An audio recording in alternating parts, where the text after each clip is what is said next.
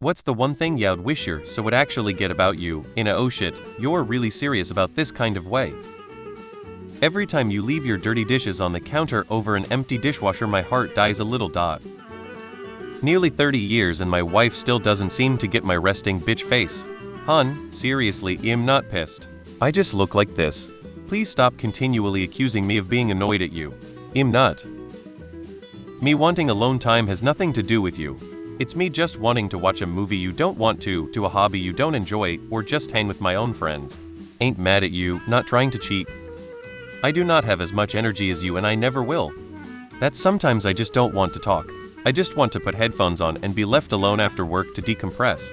This isn't every day, just occasionally. Just how important distractions are to me to stop the complete flood of thoughts in my mind. I'm not faking being ill or in pain. His grandmother was diagnosed with Munchausen's syndrome. His mother was a victim of Munchausen's by proxy, confirmed by a doctor, and there's a general suspicion she herself has Munchausen's. His disbelief is generational trauma, and I can understand that. But sometimes I just want chicken noodle soup, and I need him to know I'm not faking being ill to trick him into making it for me. My GF still tries to get me to eat things I'm allergic to, because I did it once at a concert, drunk, to be in the moment, and now she thinks I should do it anytime it's more convenient. Enjoying time alone is normal and healthy. Having hobbies or interests separate from one another doesn't mean we're failing as a couple.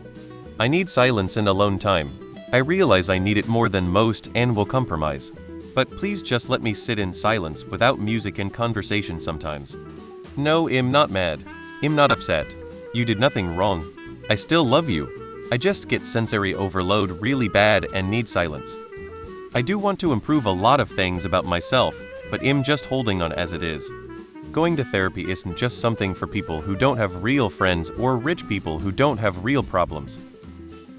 That I hate living in a dirty house. I grew up in a very clean home. We cleaned up after ourselves, taking turns doing the dishes, chores, etc. My BF, on the other hand, is very disorganized and dirty. He has no problem with roaches all in his kitchen and is constantly collecting things he'll never use and leaving piles of it around the house. And if the house falls into disrepair, forget it. He won't replace or fix anything despite having the ability. The worst part is that he says he's used to it and says I'm odd for wanting everything nice and neat.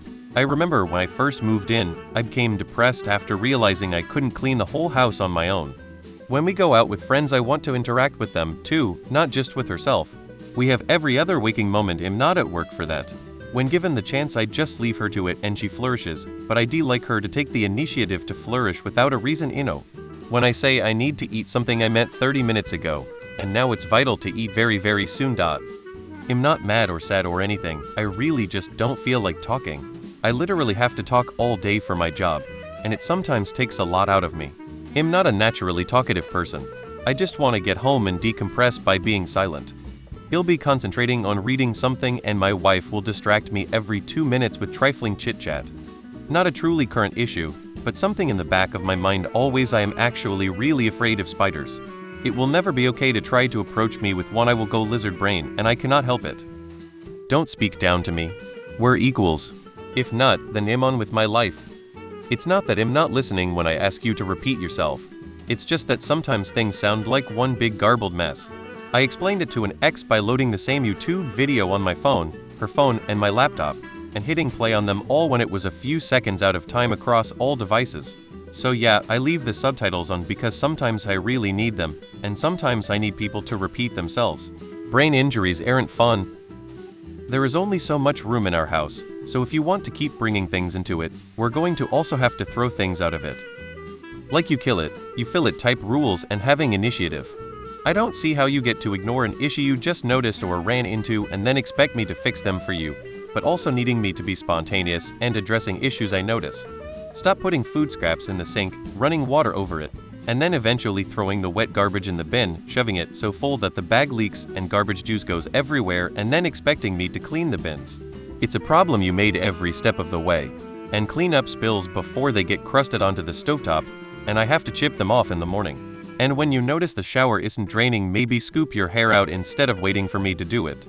And when you load the dishes that full, they don't get clean, and I have to wash them again anyways.